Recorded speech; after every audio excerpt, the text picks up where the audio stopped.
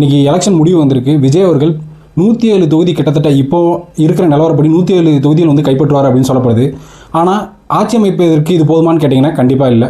234 தொகுதியில் குறைஞ்சது 118 தொகுதி வந்து கைப்பற்றியிருக்கணும். அப்படின்னா தாங்க அறுதி பெரும்பான்மை, அதாவது யாரோட ஆதரவும் இல்லாமல் ஜெயிக்க முடியும். இப்போ விஜய் அவர்களோட சூழ்நிலை என்ன, இப்போ என்ன மாதிரியான வாய்ப்புகள் அவருக்கு இருக்குது, என்னென்ன பிரச்சனைகள் வரும், யாரோடலாம் கூட்டணி வைக்க அவர் வாய்ப்பு இருக்குது அப்படிங்கிற இந்த வீடியோவில் ஃபுல்லாக சொல்ல போகிறேன். வீடியோ மறக்காமல் ஃபுல்லாக பாருங்கள். இது மாதிரி அப்டேட்டான நியூஸ் வேணால் நம்ம சேனல் மறக்காமல் சப்ஸ்கிரைப் பண்ணிக்கோங்க.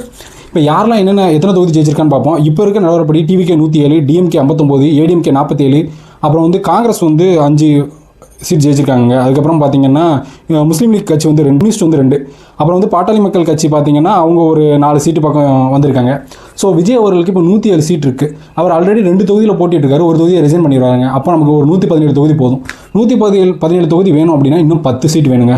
இதில் ஏடிஎம்கேவும் டிஎம்கேவும் விஜயோட கூட்டணி வைக்கிறதுக்கு வாய்ப்புகள் ரொம்பவே கம்மி, வாய்ப்பே கிடையாதுன்னு சொல்லிடலாம். ஏன் அப்படின்னா விஜயோட அவங்க கூட்டணி வச்சாங்கன்னா அவங்க தான் வந்து முதலமைச்சராக இருக்கணும்னு நினைப்பாங்க. ஏன்னா இப்போ வந்து எடப்பாடி பழனிசாமி ஆல்ரெடி முதலமைச்சராக இருந்திருக்காரு. அவர் போய் விஜய் நீங்கள் முதலமைச்சராக இருந்துக்கோங்க, உங்களுக்கு நான் இருக்கேன்னு சொல்ல மாட்டார். அதுக்கு வாய்ப்பு கம்மி.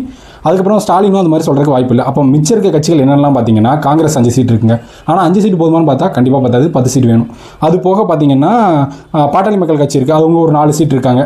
ஸோ அது தவிர பார்த்தீங்கன்னா முஸ்லீம் லீக் 2, கம்யூனிஸ்ட் 2 இருக்காங்க.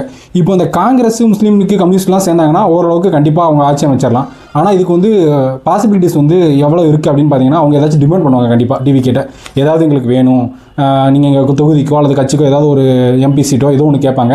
அதுக்கெல்லாம் விஜய் ஒத்துக்கிற பட்சத்தில் இவங்க கண்டிப்பாக ஆதரவளிக்க வாய்ப்பு இருக்குது. இன்னும் ஒரு சில விஷயங்களும் நடக்கும். என்னென்னு கேட்டிங்கன்னா, இன்கேஸ் டிவிகேல உள்ளவங்க யாராச்சும் டிவிகேக்கே சப்போர்ட் பண்ணாமல் போகிறது, வெளியில் பணம் வாங்குறது. இப்போ வந்து உதாரணத்துக்கு எடப்பாடி பழனிசாமி அவர்களோட தொகுதியில் வந்து ஒரு வேட்பாளர் வந்து விலகினார். அது மாதிரியான ஏதாவது சூழ்நிலை நடக்கும் அப்படின்னா விஜய்க்கு இன்னும் ப்ராப்ளம் வந்து பெருசாகும். அவங்களால ஆட்சி அமைக்க முடியாது. இன்கேஸ் அப்படி ஒரு சூழ்நிலை வந்தது, யாராலையுமே மெஜாரிட்டி ப்ரூவ் பண்ண முடியல. ஏன்னா டிஎம்கேவாலையும் ப்ரூவ் பண்ண முடியாது, ஏடிஎம்கேவாலையும் ப்ரூவ் பண்ண முடியாது, ஆளுநர் கூப்பிடுவாங்க. அதனால் டிவிகேவாலையும் ப்ரூவ் பண்ண முடியல. அப்படிங்கிற பட்சத்தில் மத்திய அரசோட ஆட்சி வந்து டெம்பரவரியாக தமிழ்நாட்டில் கொஞ்ச நாள் இருக்குங்க. அப்படி இல்லை அப்படின்னா இன்னொரு பாசிபிலிட்டிஸ் என்ன அப்படின்னு கேட்டிங்கன்னா, கொஞ்ச நாள் கழிச்சு இன்னொரு எலெக்ஷன் நடக்கும். இதுதான் மேக்ஸிமம் வந்து இவங்களுக்குள்ளேயே கூட்டணி வச்சு ஆட்சி அமைச்சிருவாங்க. அதான் நடக்கும்.